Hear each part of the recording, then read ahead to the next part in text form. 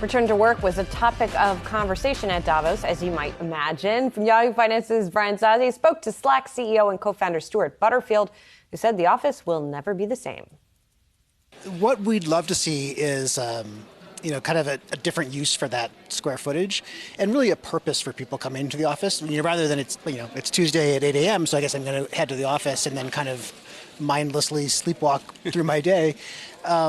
And I don't know exactly what that looks like, but we're taking a couple floors in our San Francisco headquarters and trying one configuration that's like larger spaces for like 30 to 60 people, one that's more like 5 to 8. And this will sound bizarre, maybe, but I was in Javits Center in January, and I was walking through it, and I was like, we need this. Now, not necessarily the same style as Javits, but the kind of like, those slidey doors they have in hotels? Anything you can do to help the layout of the Javits, please. All for it. Just please help it. Well, that flexibility in layout, the kind of catering services, the ability to kind of like accommodate different groups, different sizes, because it's still a fantastic way to build relationships, to establish trust, and all that stuff is really important, but it's not as important as we used to think to have 1,000 desks where people are sitting by themselves, using their laptop, not talking to anyone. So there really is no one box that's going to emerge. We hear Airbnb CEO Brian Chesky, the office is over. Others are saying a hybrid model, but you really don't see it that way.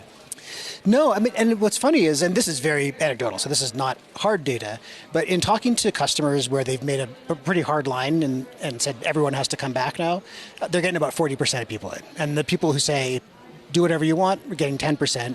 And if you're kind of closer to the middle but lean one way or the other, you get about 20%. So it doesn't really make that much of a difference. And obviously a difference by age group and market and all kinds of stuff like that.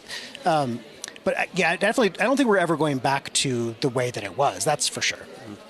This pains me to even bring this up, but I had a family member mention to me they were getting rid of Slack. They recently told me that. They said they're now back in the office 100%. I know, it's hard for me to even mention that, you believe me.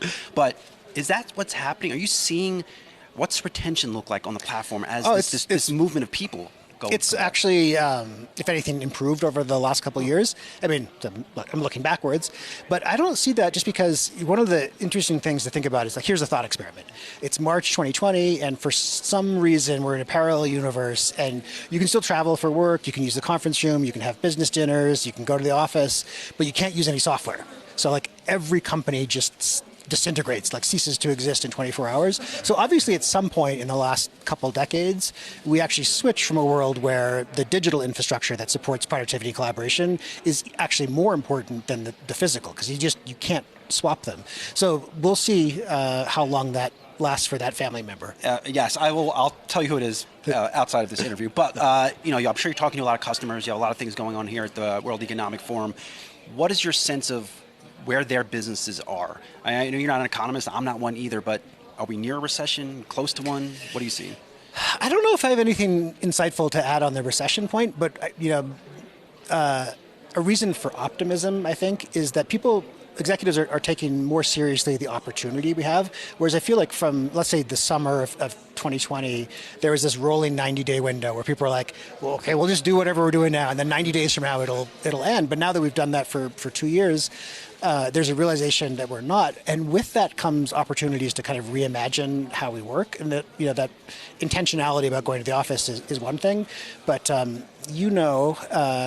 people in the audience know, there are hundreds of thousands, millions of people, maybe even tens of millions of people around the world whose job is something like get some data, put it into Excel, make a graph, take a screenshot, paste it into PowerPoint, and email the PowerPoint to people. I know those people. Yeah.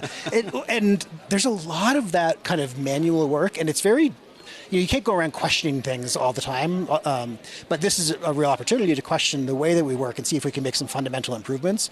And whether we go into recession or not, I think we come out of this whole thing stronger. I remember talking to you, may have been a year and a half ago or 2 years, and you outlined a couple features that we might see on work-from-home platforms, and all of them happened 6 months later. So hat tip to you. What's the next big feature on some of these platforms like yours? Well, I'll tell you one that's out now and one that I'm excited about. So one, we were mentioning this with the producer and the team here before, but you upload a video clip into Slack. Sometimes it's easier to have that full spectrum, body language, inflection, the voice, to be able to share your screen and narrate over it. But on the receiving end, it can also be a lot better because you can have the transcript, you can scan through, go to a particular line, click on those words and jump to that point in the video. You can speed people up, you can pause for a minute, and that's very different than a video call. So it takes some discipline and some change in how people work, but it is ultimately much more effective. The other one is, I think we're getting a little bit better at this now, but there's a long time where we have this hammer of 30-minute Zoom calls, and so all business problems look like 30-minute Zoom nails. And you have, I don't know, like let's say 6, 7, 8 hours a day of like half-hour blocks of these calls, and there's no artifact left behind. And I was in a meeting, this is maybe 3 weeks ago or so. A couple of days later, I wanted to see the Figma file that one of the people had shared, and I blew like half an hour trying to find it. And if we had a way to capture what went on in the meetings, you're just kind of like a little bit of a receipt, the files that were shared, the chat that went back and forth.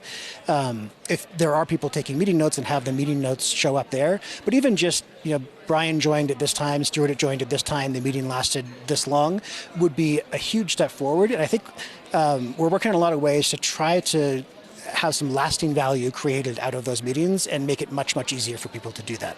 Lastly, you're a serial entrepreneur. You've created really awesome businesses. What's next for you? And I know you're inside of Salesforce.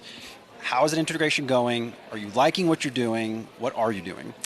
I am still leading Slack, and I just recorded a video for the team back home because I'm not going to be able to join this town hall.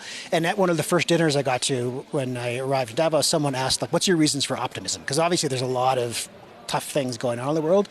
And this is a narrow view. I'm, as a human, optimistic for many more things.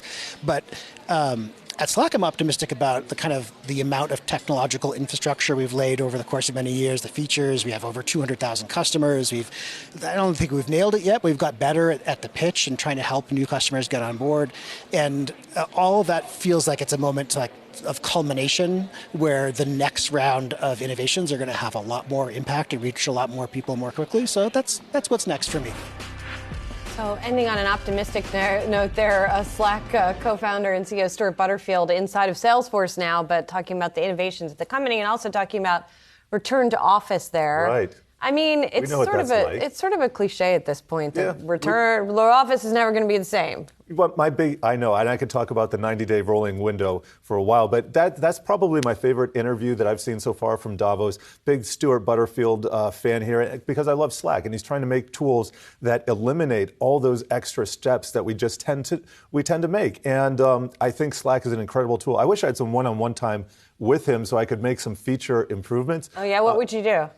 First of all, search is not very good. No. And then there's too many differences between mobile and desktop because I have huge numbers of people that I communicate with every day, huge numbers of channels, and they're organized completely differently. So it's very difficult to use, especially if I'm real time at the stock exchange, trying to communicate with Val, our producer, who is the biggest power user of Slack all time. I think she sends 12,500 messages per day? I don't know how many it is, alone? but hopefully Mr. Sozzi told Stewart about Val and he'll give her some kind of Slack award. I don't know.